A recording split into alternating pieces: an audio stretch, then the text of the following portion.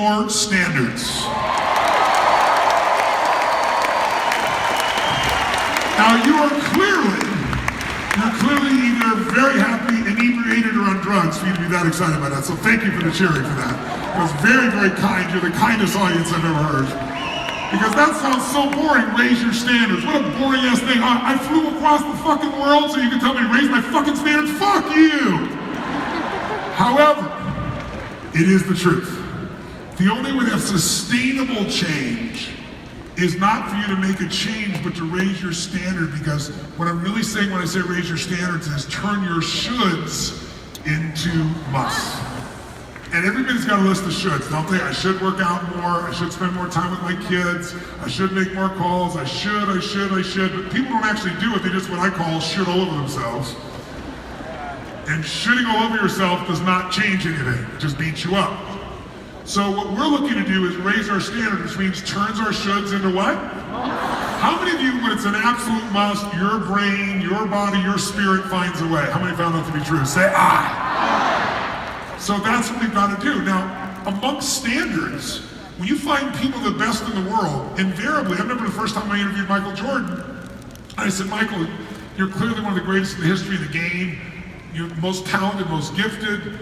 Tell me, what is it that is your absolute competitive advantage? Is it God-given talent? Is it skill? Is it practice? And I started digging through all these things. And he smiled really big and he was awesome. He said, Tony, you know, I can shoot you straight, it won't sound like bullshit. He goes, I have tremendous amount of God-given talent, but I've also put a tremendous amount of work into it. And he said, I'll tell you my secret. Every day, I demand more from myself than any other human would ever expect. And as soon as he said that, I said, that was Dr. J's philosophy. And he looked embarrassed. He read it, and that was his guy when he was growing up, was Dr. J. And Dr. J had this whole thing. I don't compete with anybody else. I compete with what I'm capable of. Every day I demand more from myself than anybody expect. And then Michael wanted to tell me that when he was in high school, he was cut from the junior varsity team. He didn't make the senior team because he had all this talent, but the coach said, you don't have the work ethic. You don't have the hunger.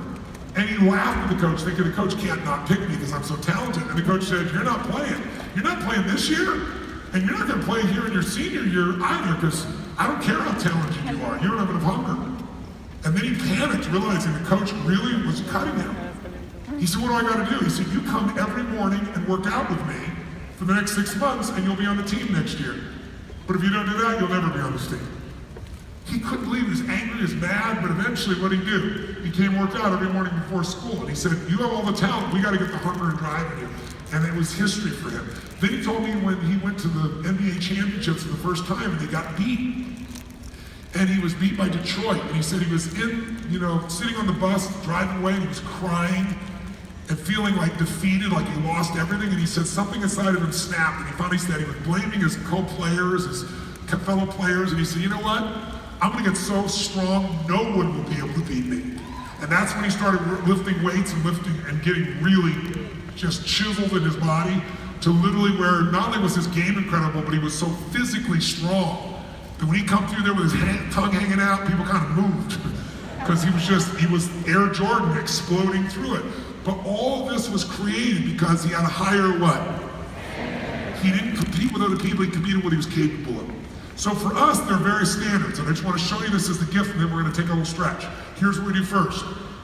If you imagine all standards are equal, so if you have a really low standard in business and life, we call that poor. Now, if your standards are poor, you're going to do a poor job and be okay with it, right? Because that's your standard. You may not like it, but you're going to settle for it. Will a person with poor standards, will they tolerate their kids doing stupid things? Yes or no? Yeah, they'll tolerate the kids doing so much, and so the kids learn to do that because there's no consequence. Would a person who has poor standards, will they do a poor job at their work and be okay with it? Yes or no? They will. They'll say, I'm sorry, but they expect the job will always be there. Will this person do a poor job in their intimate relationship in terms of understanding their partner, loving on them, anticipating their needs? Well, they're going to do an outstanding job or a poor job? Which one? Poor.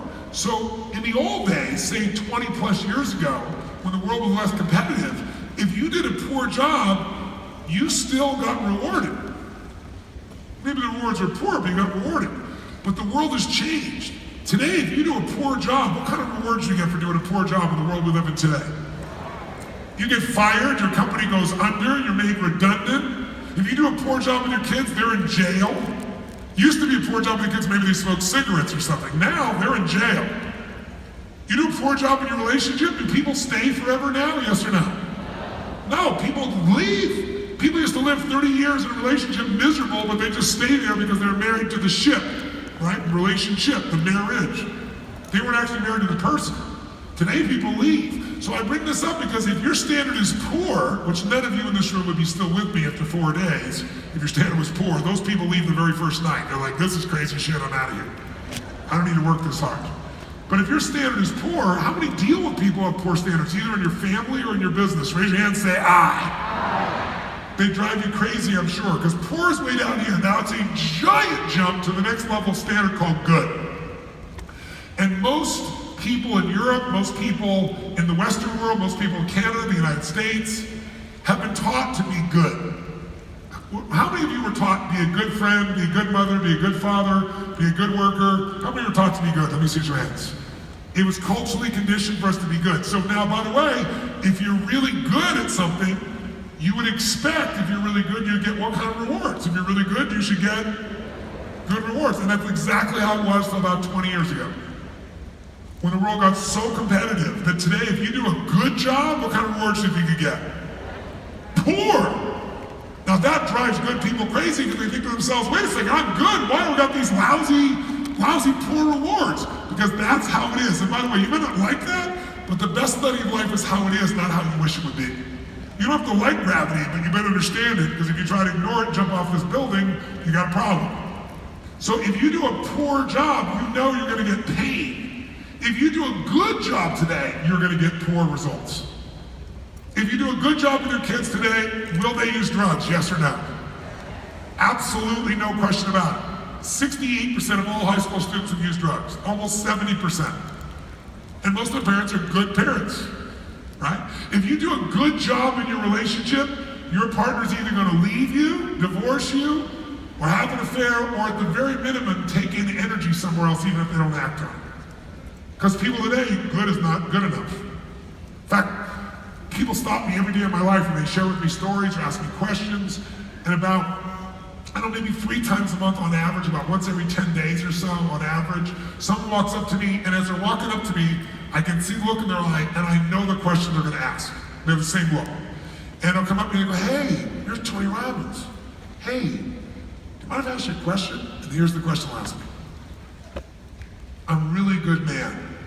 How come my wife left me? I'm a really good woman. How come my husband left me? And I know the answer, but I would never say it because it would just sound mean. They wouldn't understand. It's because you're good. That's the reward for good today. One guy, I finally decided, he was going on and on about it. I decided to try to get through to him, and I said, hey, look. I said, he goes, I did nothing to her. I'm a good man. I did nothing to her. And I just looked at him. He still didn't get it.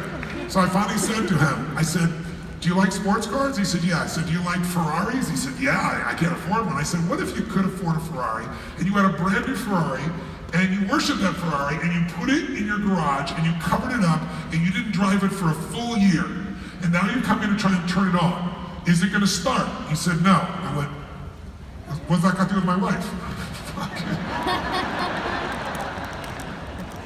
I said, being good is the way to lose passion. Being good is the way to lose everything you value. If you do a good job in your business, you're gonna be negative cash flow. That's what comes from doing a good job. I don't want to sound negative, I want to tell you the truth. So, here's the good news. None of you would settle for good. How many of you feel like good is the enemy of fucking great? You don't want good, right? So if it's poor way down here and it's a giant jump to good, it's an even more giant jump to the achiever level. And the achiever level is someone who really wants to feel, they'll say to me something, I don't want to just feel good, I want to be excellent. Who here is committed to excellence in your life? Say I. Say I. When you are really excellent, will you settle for good, yes or no? Are you going to settle for doing a good job, having a good job, a good income, a good anything, yes or no? Good is the enemy of great. Somebody who's excellent works their guts out. They train 10 times harder. They push themselves. They find the way. And they achieve excellence. And the only problem is today, when you're really excellent, when you're one of the best, what do you think the rewards are? It used to be if you're really excellent, you got excellent rewards. But today, when you're really excellent, what do you get? What kind? Good! Good! Frickin' good! How many kids, if you said to me, that was really a good seminar. A fucking good seminar? That was fucking good. Fuck you, they're good. If I did a good seminar, I'd go fucking kill myself. Right? Who's with me out there? Say ah! Some people say to me, I'm really committed to excellence, and I always think to myself, poor bastard. I don't say it out loud, but I think, poor bastard. You know why? Because they're gonna work their guts out, and they're gonna be really one of the best, and they're gonna get these shitty good rewards.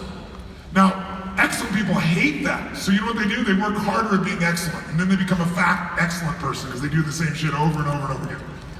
Doesn't work. You know what I'm getting at?